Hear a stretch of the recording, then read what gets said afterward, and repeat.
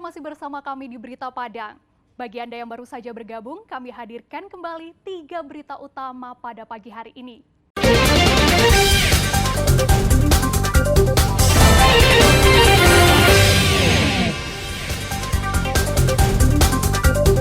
Arus lalu lintas yang masuk ke Sumatera Barat melewati Darmasraya sepi.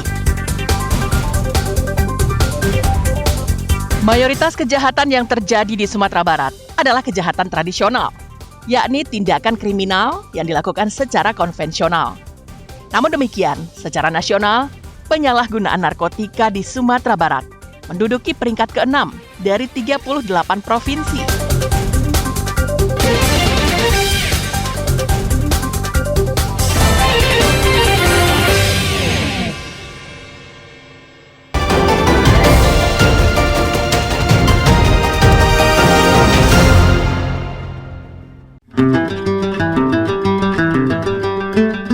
Seorang pelaku perampokan pedagang emas keliling di Nagari Galugua, Kecamatan Kapur 950 Kota, ditangkap warga di kawasan perkebunan di daerah Rokan Hulu, Riau.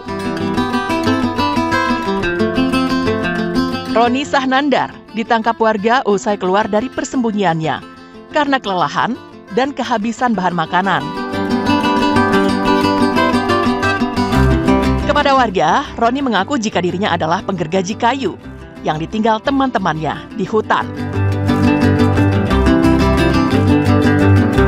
Karena tersesat dan kehabisan bekal, dirinya berupaya mencari jalan lain untuk mencari makanan.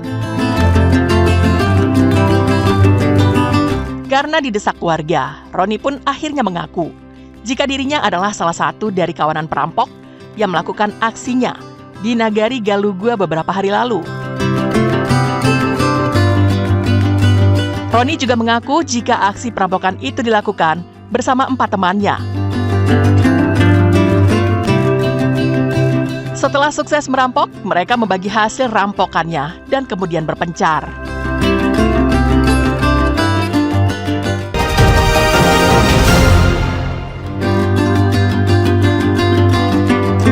Polisi dari Unit Perlindungan Perempuan dan Anak Polres Pariaman menangkap seorang oknum guru berinisial A yang tinggal di sebuah kompleks perumahan di Kecamatan Pariaman Selatan. Guru A ditangkap berdasarkan laporan orang tua korban yang mendapatkan pengaduan dari anak perempuannya. Korban dicabuli tersangka di ruang kelas ketika jam pelajaran selesai dan sekolah sepi. Korban juga diancam untuk tidak melaporkan kepada siapapun kalau ingin nilai mata pelajaran yang diajarinya tinggi. Hasil pemeriksaan terungkap, A telah mencabuli 6 muridnya. Perbuatan bejat itu dilakukannya sejak tahun 2018 lalu. Namun dari 6 korban, hanya 2 orang yang memberikan kesaksian kepada polisi sebagai saksi korban.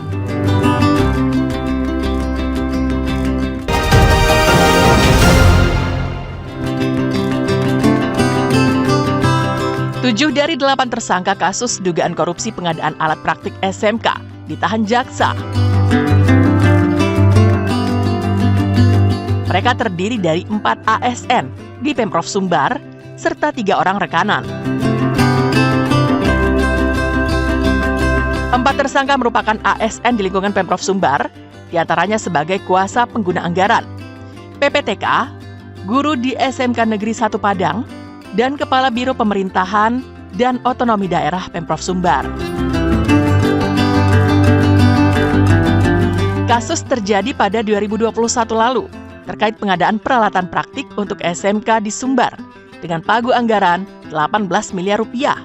Sedangkan anggaran yang digelembungkan hingga mencapai 5,5 miliar rupiah.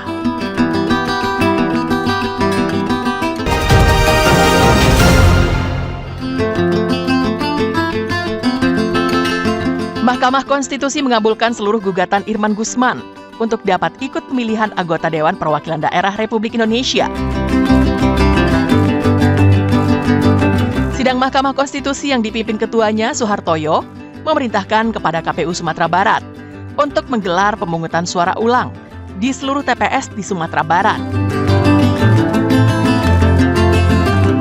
Meski gugatannya dikabulkan MK, Namun Irman Gusman juga diperintahkan untuk menginformasikan jati dirinya, termasuk pernah dipidana dalam kasus korupsi melalui media massa. Dalam PSU anggota DPD RI ini, Irman Gusman berhasil meraih kursi dan menyingkirkan Emma Yohana yang telah 3 kali berturut-turut menjadi anggota DPD RI. Sedangkan 3 anggota lainnya adalah Sherin Iraloza Tasya, Muslim M. Yatim, dan Jelita Donald.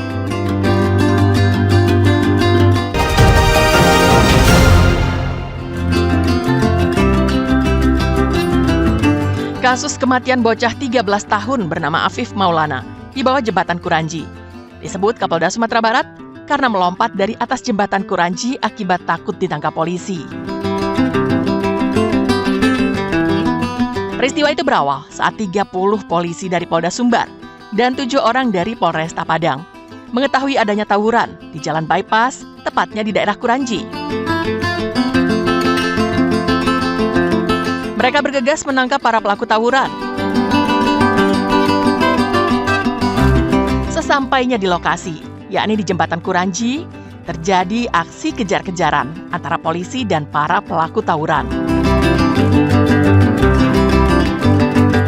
Sepeda motor yang ditumpangi Afif Maulana dan Aditya terjatuh karena ditendang oleh polisi. Menurut Kapolda, Afif mengajak temannya Adit untuk melompat dari jembatan, namun ditolak. Saat polisi tiba dan melakukan penangkapan, Adit mengatakan bahwa Afif telah melompat. Menanggapi pernyataan itu, LBH Padang selaku kuasa hukum keluarga korban menyatakan bahwa kematian Afif Maulana diduga kuat karena penyiksaan yang dilakukan polisi.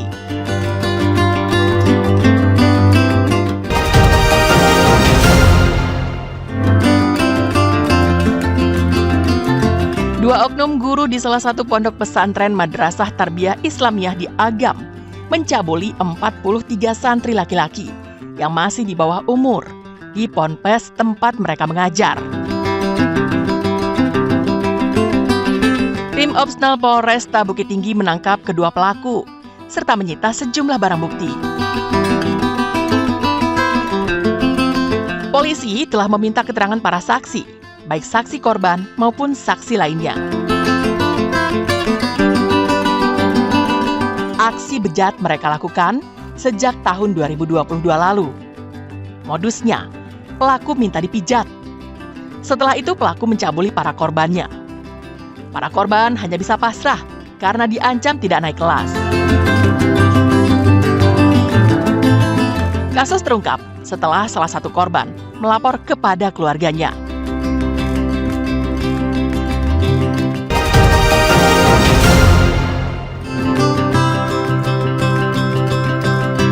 Upaya polisi dan warga yang tak kenal lelah mencari pembunuh Nia Kurniasari, remaja penjual gorengan berbuah manis.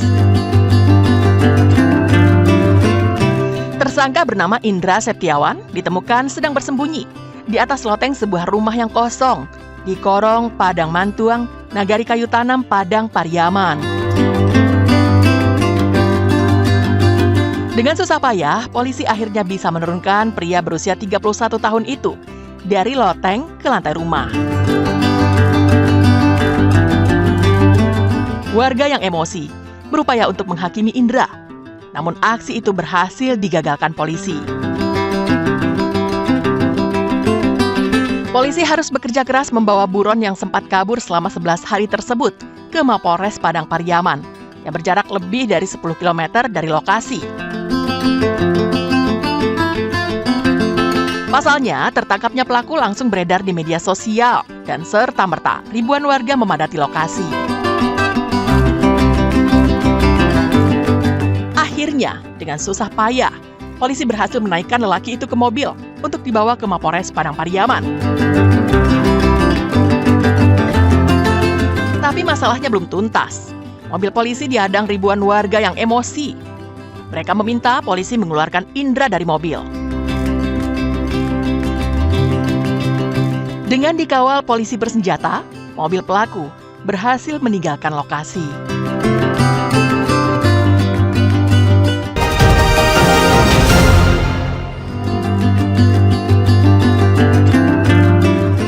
BNNP Sumatera Barat menggagalkan pengantaran ganja seberat 624,5 kg dari Gayo Lues Aceh ke Padang.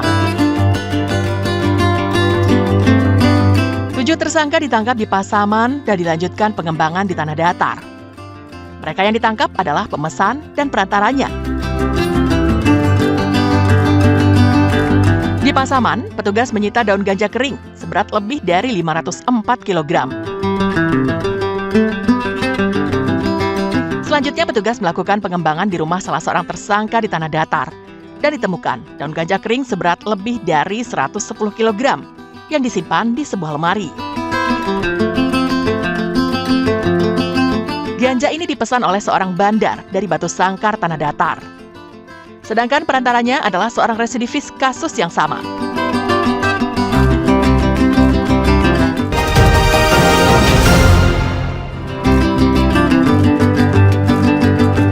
Ratusan polisi menggerebek sarang bandar sabu-sabu di Gaung, pinggiran kota Padang.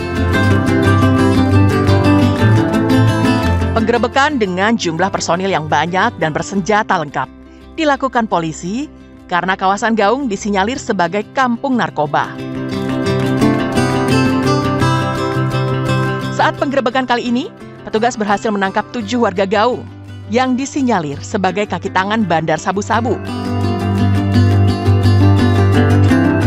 Namun sayang, sang bandar dan 5 orang lainnya yang menjadi target utama operasi polisi tidak berhasil ditangkap. Di lokasi itu, banyak barang bukti yang disita polisi, seperti sabu-sabu, alat hisap, timbangan digital, plastik ukuran kecil, hingga uang tunai. Menurut salah seorang warga Gaung yang ditangkap, sang bandar sudah mendapat bocoran bahwa kampung Gaung akan dirazia besar-besaran.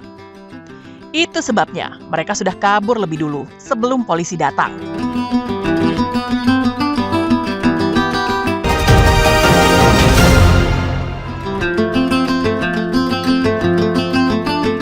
Diduga lindungi penambang ilegal, Kabak Ops Polres Solok Selatan tembak Kasat Serse di Mapolres Solok Selatan. Korban tewas akibat 2 tembakan yang bersarang di kepalanya. AKP Rianto Ulil, Kasat Reskrim Polres Solok Selatan, ditembak dari jarak dekat oleh Kabak Operasional Polres Solok Selatan, AKP Dadang Iskandar, di halaman depan Mapolres Solok Selatan. Usai melakukan penembakan, tersangka langsung menuju ke Padang dan menyerahkan diri ke Polda Sumbar. Penyelidikan kasus ini diambil alih oleh Mabes Polri. AKP Dadang Iskandar menjalani pemeriksaan di Jakarta. Saudara, informasi tadi sekaligus menutup berita Padang pagi ini. Saya Frin Meriana beserta tim redaksi yang bertugas mengucapkan terima kasih. Sampai jumpa.